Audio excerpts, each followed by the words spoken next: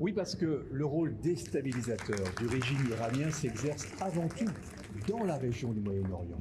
Je suis Yannick Favennec, vice-président du CPID, et je peux vous confirmer que l'instabilité politique qui sévit dans cette zone sensible pour la situation géopolitique mondiale, au Liban, en Syrie, en Irak, au Yémen, en Afghanistan, provient du soutien iranien à des groupes terroristes locaux ou des milices commandées par les forces extraterritoriales des gardiens de la révolution.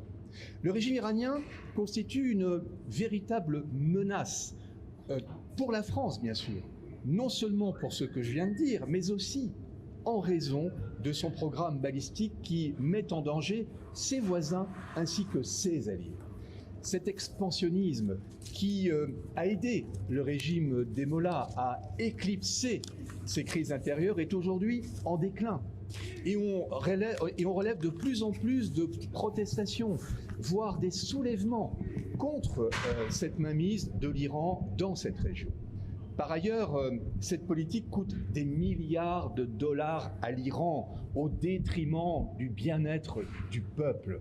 Cette posture de puissance régionale ne trompe plus personne aujourd'hui, mais c'est plutôt un écran de fumée pour cacher la fragilité du régime qui a peur des soulèvements et qui se voit obligé de nommer un bourreau à la tête de l'exécutif pour contrer la colère de la population. C'est ce que mon collègue André Chassaigne, aussi vice-président du CPID, saura mieux encore vous décrire.